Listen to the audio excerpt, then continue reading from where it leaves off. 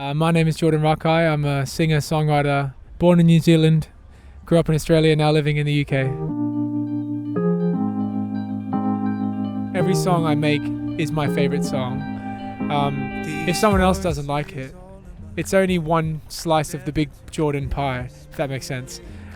So, my second album, Wallflower, I really loved it. I thought it was really different from my usual sound, and then I released it, and I know a lot of my older fans, it's a different sound, so it didn't make them as happy. And then now my new album's just come out, and it's made a lot of the older fans happy, but you can't please everyone. So I always want to be that person that writes and writes and writes and releases and releases and releases, because I would rather have a massive body of work, have 30 albums than have 4 albums. I really just want to keep releasing stuff, and they can be snapshots in time.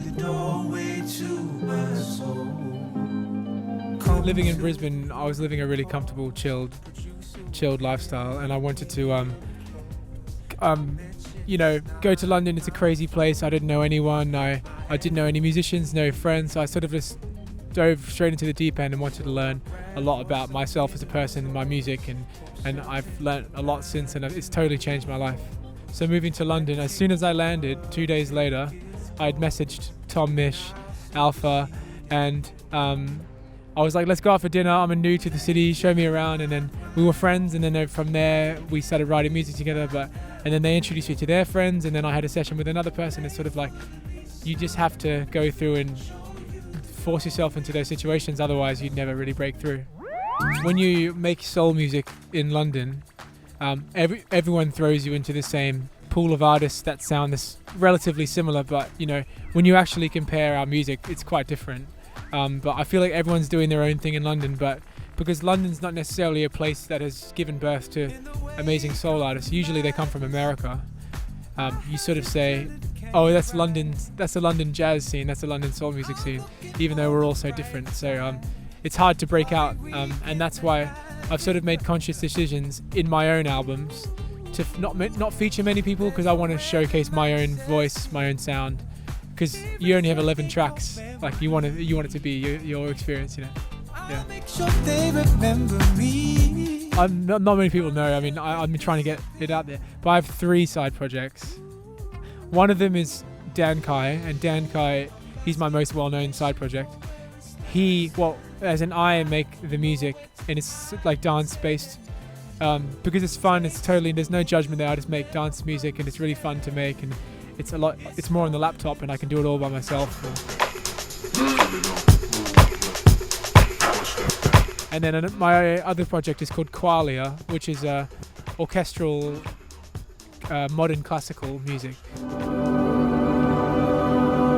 But Dan Kai is the one that I'm sort of working on the most at the moment, and yeah, that was born out of a friend sort of asking me if I ever made dance music, and I was like, yeah, I'll give it a try, and then I gave it a try, and then we released it.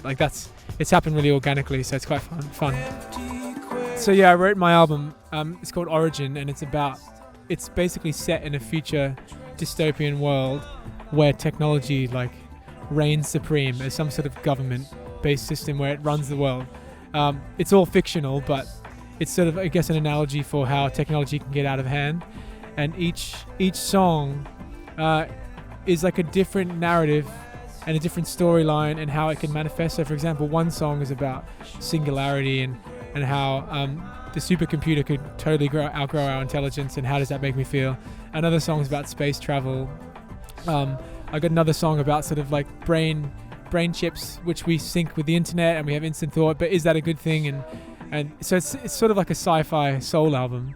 But I'm just really fascinated by technology and its impact on my life, because when I was writing the album, I found I was looking at my phone, constantly addicted to the phone, and I thought, this is not even a strong piece of technology. Can you imagine when technology is integrated in our body, and how can we resist the temptation then? So if we can't even resist this temptation, what happens when it gets really strong? And so that's why I started talking about basically trying to bring awareness to how people are so excited about the future and all this development in tech, but is it a good thing? Are we going to lose sense of our humanity, and are we going to lose sense of personal relationships, direct contact with people, romantic relationships, because there could be virtual reality relationships and all that sort of thing. So I think that's quite fascinating, and that's why I wrote the album about it.